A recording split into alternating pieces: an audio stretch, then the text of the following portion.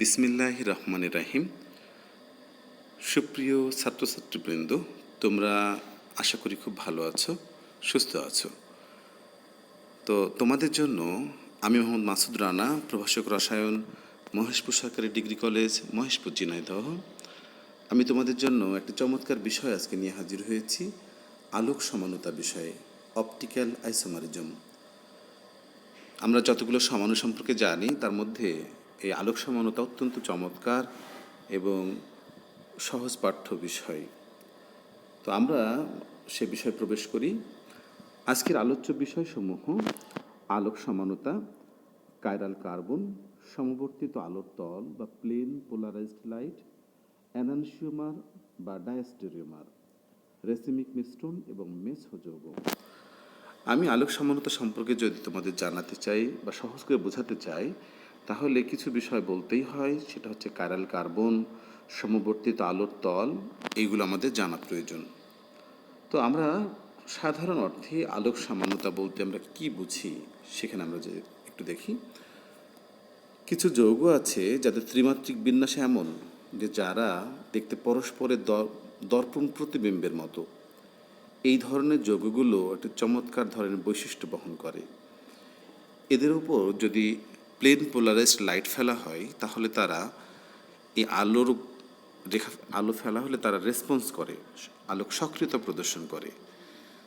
তো এই সক্রিয়তা যারা প্রদর্শন করে তাদেরকে আলোক সমাণু যৌগ বলা হয়। আমরা রসায়নের ভাষায় আলোক সমানতায় আসি।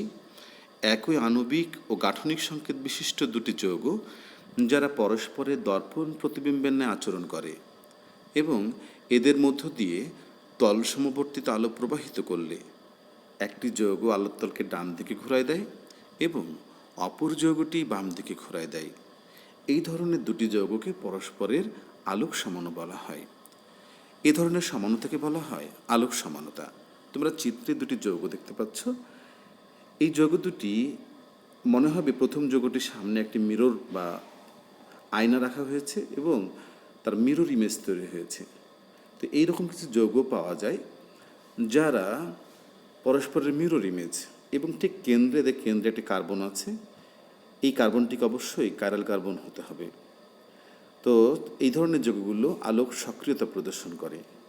এখানে একটি শব্দ আমি নিয়ে এসেছি, দুটি শব্দ অবতারণা হয়েছে। একটা হলো কাইরাল কার্বন, আর হচ্ছে প্লেন পোলারাইজড লাইটকে ঘুরিয়ে দেওয়ার ব্যাপারটি।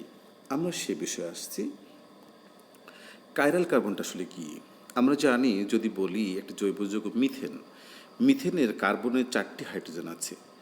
4টি হাইড্রোজেন যেহেতু একই ধরনের মূলক পরমাণু, তো এ ধরনের কার্বনকে বলা হয় প্রতিসম কার্বন।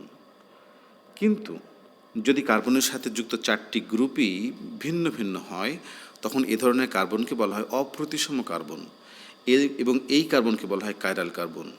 সাধারণত এ ধরনের কার্বনকে স্টার চিহ্ন দিয়ে দেখাতে হয়, যেটি কাইরাল কার্বন। তাহলে জৈব যৌগের অন্তর্গত কোনো কার্বন পরমাণুতে 4টি ভিন্ন পরমাণু বা গ্রুপ যুক্ত থাকলে সেই কার্বনকে বলে অপ্রতিসম কার্বন পরমাণু বা কাইরাল কার্বন বলা হয়। যে সকল যৌগে এরকম কাইরাল কার্বন থাকে, তাদেরই আলোক সক্রিয়তা প্রদর্শন করার একটি সুযোগ আছে। আমরা তাহলে এবার আসি যে আলো ডান দিকে বাম দিকে ঘোরায় দেয় ব্যাপারটা আসলে কি। এটা খুবই একটি আকর্ষণীয় চমৎকার একটি বিষয়। এখানে প্রয়োজনীয় জিনিস লাগবে হচ্ছে একটি নিকল প্রিজমের স্ফটিক, যেটাকে আমরা বলি পোলারাইজিং ফিল্টার বলা হয়, এইটাকে ব্যবহার করা হয়েছে এখানে। আমরা সাধারণ যে আলোগুলো দেখি, চিত্রতে তোমরা একটু লক্ষ্য করো, সাধারণ যে আলোগুলো দেখি এগুলো বিক্ষিপ্ত এলোমেলো হয়। কিন্তু এটাকে যদি একটা নিকল প্রিজমের মধ্য দিয়ে পাস করা হয়, প্রবাহিত করা হয়, তাহলে আলোগুলো একই সমতলে সমান্তরালভাবে অবস্থান করে, অর্থাৎ প্লেন এবং পোলারাইজড হয়ে যায়। এই জন্য এদেরকে বলা হয় প্লেন পোলারাইজড লাইট বা সমবর্তিত আলোর তল, যারা একই রেখায় সমবর্তিত হয়েছে। তো আমরা এটা বুঝলাম, তোমরা বইয়েও এটা পড়তে পারবে, খুব চমৎকারভাবে এটা আলোচনা আছে। তো সাধারণ আলোকে আমরা নিকল প্রিজমের মধ্যে দিচ্ছি, যেটা পোলারাইজিং ফিল্টার বলা হয়। এর মধ্যে দিলে প্লেন পোলারাইজড লাইট তৈরি হচ্ছে। এই লাইটটা আসলে আলোক সামান্য যৌগগুলোর সামান্যতা টেস্ট করা হয় যে আলোক সক্রিয় কিনা। তো আমরা একটু পরবর্তী অংশে যাই, অ্যানানসিওমারে। যখনই আমরা আলোক সক্রিয় দুটি যৌগ দেখলাম, যদি দুটি এরকম যৌগ দেখি যে একটি অপরটির দর্পণ প্রতিবিম্বের মতো, এবং অবশ্যই তাদের কাইরাল কার্বন থাকবে, এবং এ ধরনের যৌগগুলো দর্পণ প্রতিবিম্বের মতো হয়, কিন্তু সরাসরি একটা আর একটার উপর উপস্থাপন করা যায় না। দর্পণ প্রতিবিম্বের বিষয়টি এরকম, আমি ডান হাতকে যদি রাখি বাম হাতের মতো দেখাবে, একটা আর একটার উপর স্থাপন করা যায় না। আয়নাতে একটু তোমরা পরীক্ষা করে দেখতে পারো। তো এই ধরনের দুটি যৌগ যেখানে কাইরাল কার্বন আছে, অপ্রতিসম কার্বন আছে, এবং এরা একে অপরের দর্পণ প্রতিবিম্বের নাই, এবং তল সম্পর্কিত আলোর তল বা প্লেন পোলারাইজড যদি এদের উপর ফেলা হয়, তো প্রথমটি যদি ডান দিকে ঘুরে দেয় আলোটিকে, তাই অন্যটি বাম দিকে ঘুরায় দেয়। এই ধরনের যৌগকে পরস্পরের এনানসিওমার বলা হয়। ডান দিকে ঘোরায় দিলে তাকে বলা হয় ডেক্সট্রো রোটেটরি, বাম দিকে ঘোরায় দিলে সেটা বলা হয় লেভো রোটেটরি। তো এই ধরনের দুটি যৌগকে পরস্পরের এনানসিওমার বলা হয়। আমরা পরবর্তী চিত্রে এটা আলোচনা করেছি যে ডেক্সট্রো রোটেটরি কী এবং লেভো রোটেটরি কী। দেখা যাক, প্রথম আমি দেখতেছি যে আমাদের এখানে একটি নিকল প্রিজম ফিল্টার রাখা হয়েছে। সাধারণ যে আলো, সে আলোটা এখান থেকে ফিল্টারের মধ্যে দেওয়া হবে। যদি দেওয়া হয় তাহলে এই আলোগুলো প্লেন পোলারাইজেশন অসিলেশনস তৈরি করবে, একই সমতলে তারা সমান্তরালভাবে থাকবে। আমরা দেখি দুটি আলোক সক্রিয় যৌগ উপরে এবং নিচে আছে। যদি আলোটি প্রথমটির মধ্যে দিয়ে পাস করা হয়, দেখা গেছে আলোটি ডান দিকে ঘোরায় দেয়। ডান দিকে যদি ঘোরায় দেয় তাহলে ডান ঘূর্ণি সমাণু, এবং তাদেরকে আমরা বলবো ডেক্সট্রো রোটেটরি কম্পাউন্ড। যদি নিচের একটি যৌগ দেখি, যদি ওই আলোটাকে প্লেন পোলারাইজড লাইটকে যদি এর মধ্যে দিয়ে পাস করা যায় এই দ্রবণের মধ্য দিয়ে, তাহলে এটি আলো রেখাকে বাম দিকে ঘোরায় দেয়। তখন এই যৌগটিকে বলা হয় লেভো রোটেটরি। ধরা যাক যদি এটা ল্যাকটিক অ্যাসিড হয়, তাহলে ল্যাকটিক অ্যাসিড যে ধরনের ল্যাকটিক অ্যাসিডের সমাণু আলোকে ডান দিকে ঘুরে দেয় তারা ডি ল্যাকটিক অ্যাসিড, আর যারা বাম দিকে ঘুরে দেয় তারা হচ্ছে এল ল্যাকটিক অ্যাসিড। তো এইভাবে আমরা এই ঘূর্ণন দিক অনুযায়ী দেখে চিহ্নিত করতে পারি। তো আমরা এনানসিওমার শিখেছি, আমরা একটু ডায়াস্টেরিওমার সম্পর্কে জানি।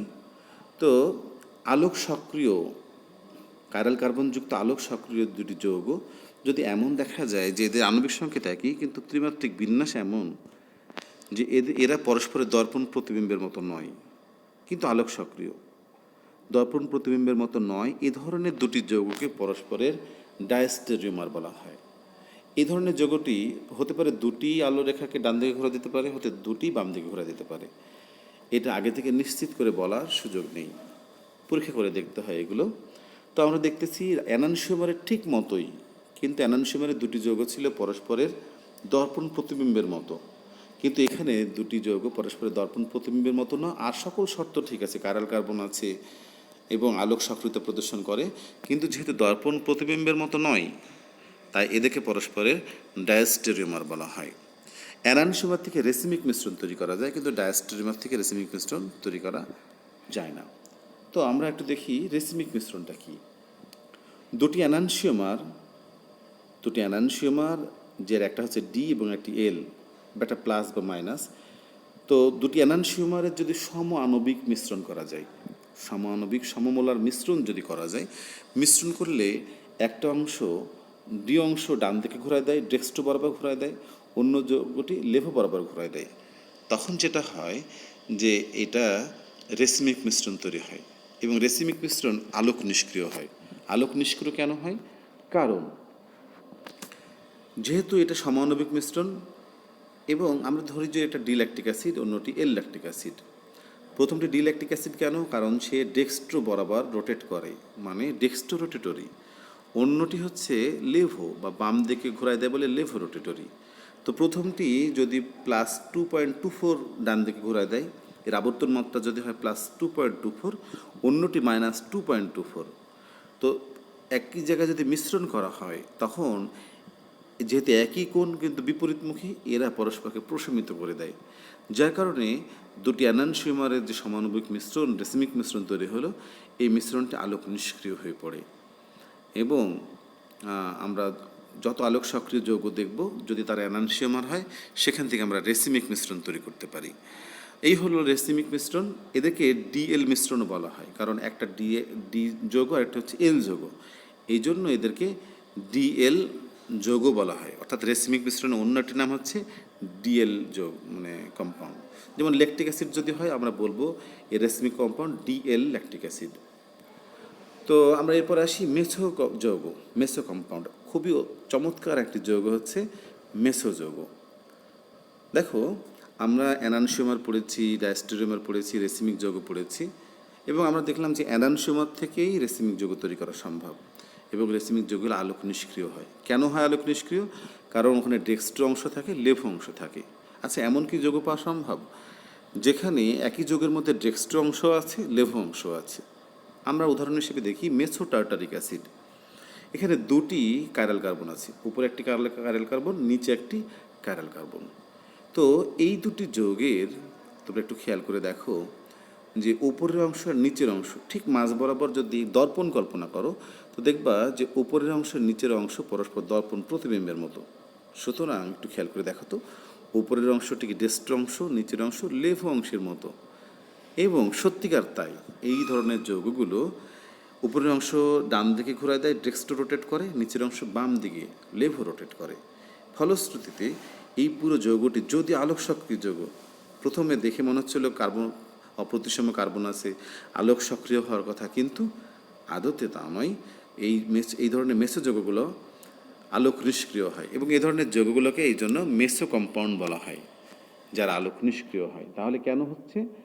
এমন ধরনের যৌগ যেটা দুইটা অংশ, ওয়ান হাফ ডেক্সট্রো হচ্ছে, বাকি ওয়ান হাফ লেভো রোটেট করতেছে, এই জন্য এরা আলোক নিষ্ক্রিয়তা প্রদর্শন করছে।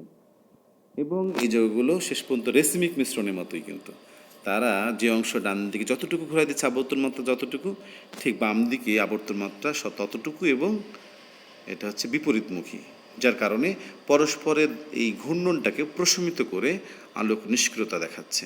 এই হচ্ছে মেসো যৌগ। এই সকল যৌগগুলো সম্পর্কে আরও বিস্তারিত বই আছে, উদাহরণ দেওয়া আছে, তোমরা আশা করি দেখতে পাবে।